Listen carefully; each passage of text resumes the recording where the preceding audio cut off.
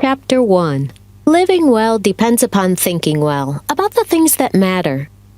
When we talk about overthinking, we're not talking about having our basic needs met, like a place to sleep or where we'll find our next meal. Those fundamental questions merit concern and require thought, sometimes lots of it. And it is not talking about major life decisions, like whether to change careers or end a relationship or move across the country. Big decisions like these require dedicated thought.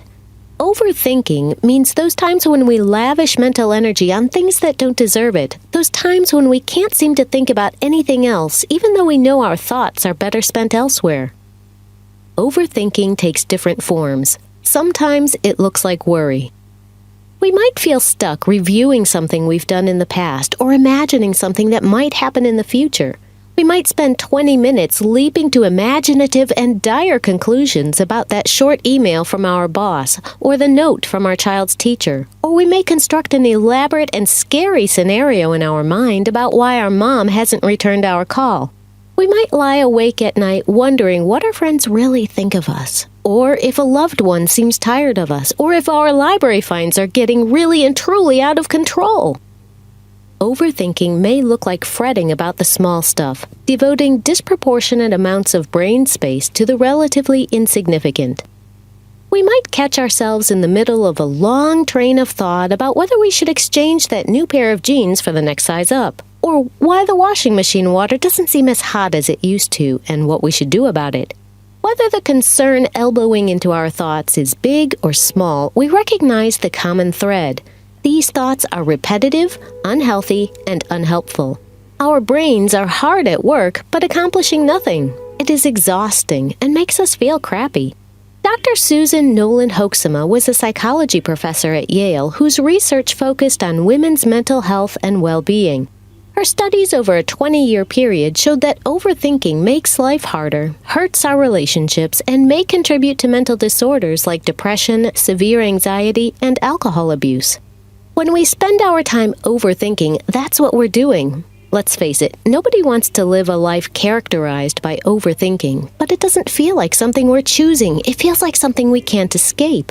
We don't want to fritter away our one precious life second-guessing ourselves about a conversation we had last Thursday, or whether we're sick enough to go to the doctor, or when we're going to squeeze in a Costco run this week. We want better for ourselves, but we're not sure how to get there. This book is for those who would like to look back one day and declare a life well lived. Living well depends upon thinking well about the things that matter. We want to learn how to overcome decision fatigue, stop feeling overwhelmed, and bring more peace and joy into our lives. That means learning strategies for approaching both our minutes and our days. Chapter 2. Practicing new ways of thinking and reinforcing new habits of thought will prevent overthinking. Anne Bogel, in her first book, Reading People, wrote about how the way we see ourselves has enormous implications on how we live our lives. I'm the kind of person who, blank, is a powerful statement, no matter what goes in that blank. A shift in our sense of identity, that is, a shift in how we fill in that blank, can cause massive changes in our behavior almost instantly. Starting now, don't describe yourself as a chronic overthinker. Don't call yourself that, not even in your own head. Overthinking is no longer part of your identity, though it may be a behavior you're engaging in right now. Instead, begin to describe yourself, if only in your head, as someone who is capable of experiencing less decision angst and more joy and peace, can learn to make confident, competent decisions, doesn't need to habitually second-guess herself, is learning how to filter out the unimportant, unhealthy, and unhelpful, is developing strategies for stopping overthinking in its tracks, is becoming equipped to gracefully pivot when things don't go as planned, can put overthinking aside to welcome good things into her life. Shifting your mindset is just the first step, but it's an important one. Now you've got some work to do. Improvement won't happen on its own, and it won't happen overnight, but it will happen. Learning to think well is a process. Some strategies are simple to implement, while others are harder. Some really will feel like hitting a button, while others will require perseverance. Adopting new mental practices and patterns of thought may feel daunting at first, and it's no wonder. In The Chemistry of Calm, Dr. Henry Emmons, an integrative psychiatrist who advocates a holistic approach to mental health problems like depression and anxiety, writes that it's no surprise we feel our current wild mind state is our natural way of being. He writes, "Since childhood, we have spent many of our waking hours reinforcing our habits of thought. We empower them through attention and repetition. Anything we practice this consistently, we will eventually get good at." Dr. Henry Emmons. We've become good at overthinking, thanks or no thanks, to all the practice we've put in. That's why we need to start practicing new strategies. And as we practice new ways of thinking and reinforce new habits of thought, we will become much better at not overthinking. Did you know? Many of us strengthen unhealthy nerve circuits through repetitive practice. Every time we repeat a fearful or defeatist thought, we strengthen the connections that make it easier to have that thought again. Chapter 3. Analysis paralysis is one of the most common manifestations of overthinking. When we're in its grip, the problem is not the underlying decision itself, but the way we approach it. Instead of helping us solve the problem, our mental habits make us more entrenched in indecision. Analysis paralysis is dangerous because, left alone, it will never resolve itself. We can't think our way out of it. Unless we recognize what's happening and intervene, we will remain stuck. Certainty is missing the point entirely. Anne Lamott. Common signs of analysis paralysis include repeatedly putting off decisions until later, postponing a decision in hopes that a better option will present itself, seeking more options when we already have enough, constantly reviewing the same information we've already gathered, fearing we will make the wrong decision, waiting so long to decide that we miss the opportunity to do so, second-guessing a decision after it is made.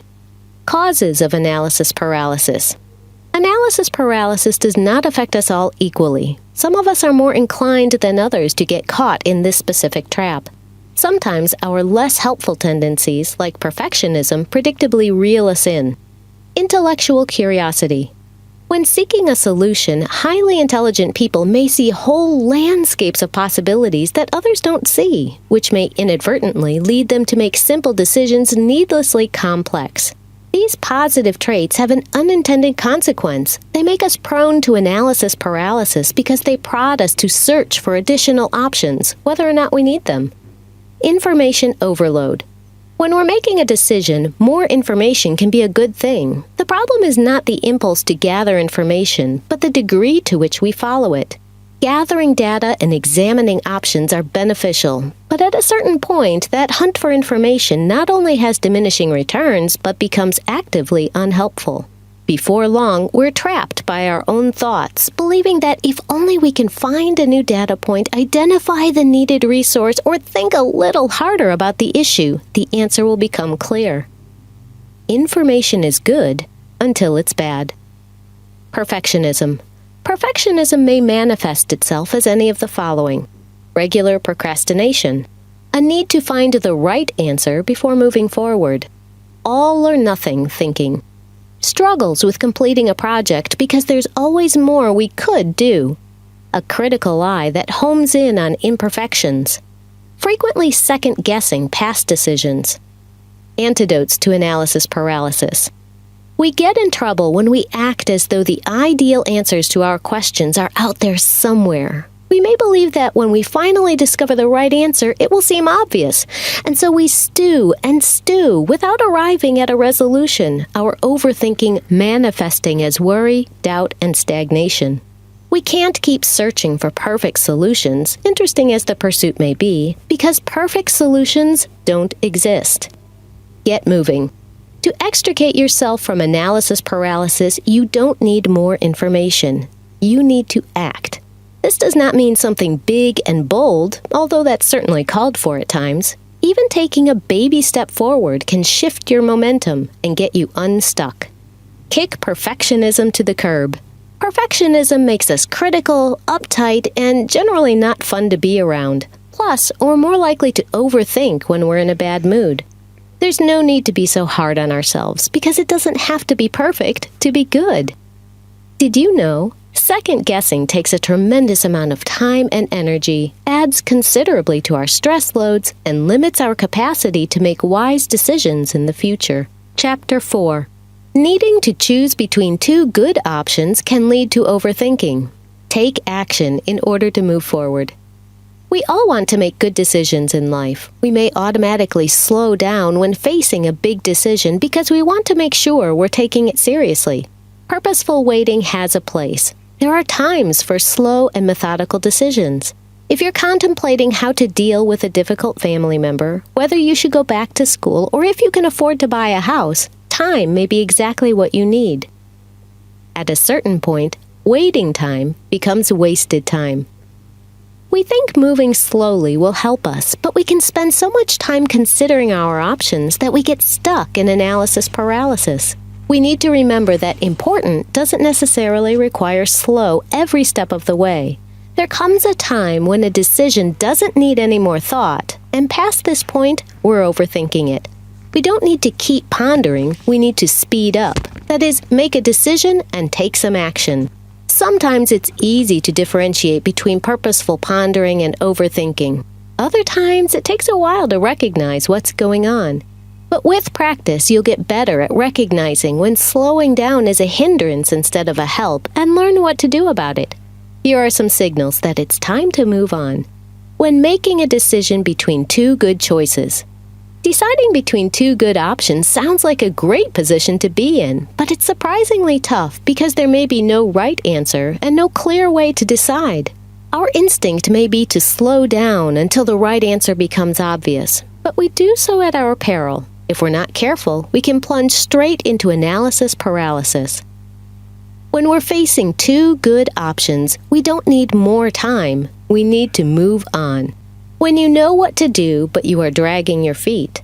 Whether the issue is big or small, if we don't like the answer, we may be tempted to keep searching for a better one, even if a better answer isn't going to arrive. We may not like the answer because we're feeling lazy, or it's not perfect, or we're worried about looking dumb. That doesn't mean it's not the right one. And once we have that answer, we still need to follow through. When we put off doing something we don't want to do, we keep the unpleasant thing right in front of us for much longer than we need to. As long as we're contemplating the issue, we're dwelling on the negative. If we're dreading something, we can serve ourselves well by dealing with it sooner rather than later. If we're overthinking something we can actually do something about, the best thing we can do is speed up to move on. Take action as soon as possible.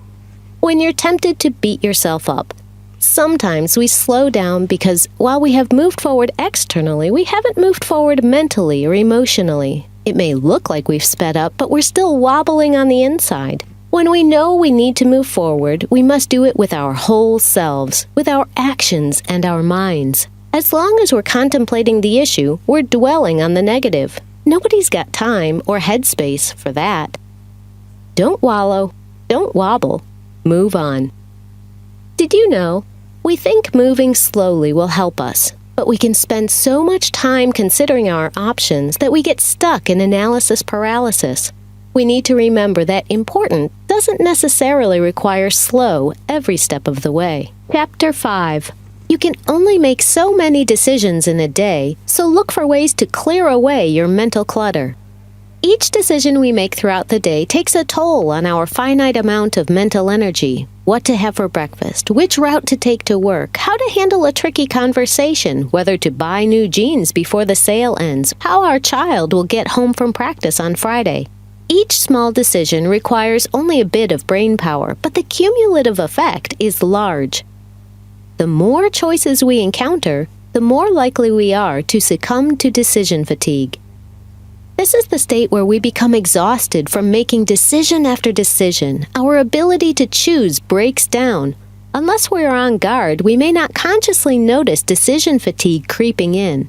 When we're physically tired, we know it. We can tell when we're short on sleep or worn out from a hard workout because we feel it in our bodies. But decision fatigue is sneaky. Instead of feeling specifically tired in a certain way, we feel overwhelmed. To avoid decision fatigue, it helps to think of our mental energy as we would a budget, or more aptly, a per diem. We can't make decision after decision without paying a price. The more decisions we make in a day, the worse the quality of our decisions will be over time. Our mental capacity to tackle them erodes and we start to overthink. Conversely, the more decisions we eliminate, the longer we'll retain our decision-making capacity throughout the day. Strategies to streamline decisions. Let's explore some specific strategies you can establish to limit your options and streamline recurring decisions. Eat the same thing. It's remarkable how many decisions we face every day about food. Food and meal times play a huge role in our rhythms of life, so when we streamline these things, we save big. Adopt a signature dish. This is a reliable recipe you're always prepared to make for friends. That way, you don't have to spend your mental energy deciding what to serve, and you don't have to worry about choosing or executing a new recipe when guests come over. Instead, you can fall into your regular routine, at least as far as the food is concerned, and focus on your friends. Limit yourself to one time. If you find yourself constantly thinking about how to fit something into your schedule or when to fit it in, limiting your options by establishing a set time can help. Committing to a set time is hard for some people, but once that time is set, you don't have to think about it anymore. Limit technology creep. We can't talk about limiting our options without talking about smartly managing our relationship with technology, because if we're not careful, our handy little devices can take over our lives, even if that's exactly what we don't want. And every time they do, we will need to decide to say yes or no. Limit those constant recurring decisions by setting smart guidelines now. Are you constantly asking yourself if now would be a good time to pull out your device? Consider implementing device-free zones in your life, a physical space, and/or a set time when you put your device away. Did you know? Our digital devices can do us a world of good, but they can also encourage decision fatigue. Be smart about how you engage, lest your device become the boss of you instead of the other way around. Chapter 6. When things beyond our control inevitably happen, we have to change course, and we have to do it fast. Some of us seek opportunities to be spontaneous and go off script, while others have a plan for every minute of their day. But whether we're go with the flow by nature or prefer a carefully crafted routine, life can force us to improvise. Things beyond our control inevitably happen. The sitter cancels, the rain necessitates a change of plans, the power goes out, and we have to pivot in the moment, making the best of the situation. We have to change course, and we have to do it fast. Why not seize the pleasure at once? How often is happiness destroyed by preparation, foolish preparation? Jane Austen. These moments when things go sideways often feel like something we have to survive. Any kind of time-sensitive situation where we have to make a choice right now is ripe for overthinking and decision paralysis. We can't prepare for every situation, but we can plan for things going awry, as they certainly will. An unexpected turn of events may throw us into momentary disarray, but if we can push through the messy middle of renegotiating our decisions in a hurry, we may find joy on the other side. The trick is knowing how to get there. Just pick something. When it comes to overthinking, any opportunity for decision-making is fraught with peril, especially when time is of the essence. Even choosing between good options is tough, and the added time pressure raises the stakes. It's easy to feel overwhelmed in the moment and to choose poorly because of it. When it's clear a decision is needed to move forward, the worst thing we can do is not act. Making a choice, any choice, is better than staying stuck debating our options, letting the moment pass us by. Just pick something, anything. It's better than doing nothing. And besides, things that don't unfold according to plan often make the best memories. Lean in, expecting good things. Our perspective impacts how well we deal with the situation at hand. When we perceive the stakes to be high, we're more likely to freeze, especially if we're prone to perfectionism. When spontaneity strikes, it's helpful to purposefully adopt a low-stakes mindset. Instead of striving to choose the ideal option, we can aim to choose a good one, reminding ourselves that the best memories often start with something going wrong. And then, instead of resisting the change of plans, we can lean in, expecting good things. As a bonus, this lowers our anxiety, which makes it easier to decide. Build a margin for the unexpected. When we're operating at 100% capacity, we're unable to deviate from our plans. We don't have the margin. But by making space in our schedules, that is, by not maintaining lives and calendars that are jammed to capacity, we are better able to improvise. One of the ways to do this is by planning to meet deadlines early, knowing full well that things may go wrong and schedules may get disrupted. When we're prepared, we're available to seize opportunities as they present themselves, whether they are thrust upon us or we invite them in. Did you know, when faced with an unexpected moment of decision, it's easy to freeze. But to get to the other side where the good stuff is, you have to enter into the messy middle of uncertainty and decision.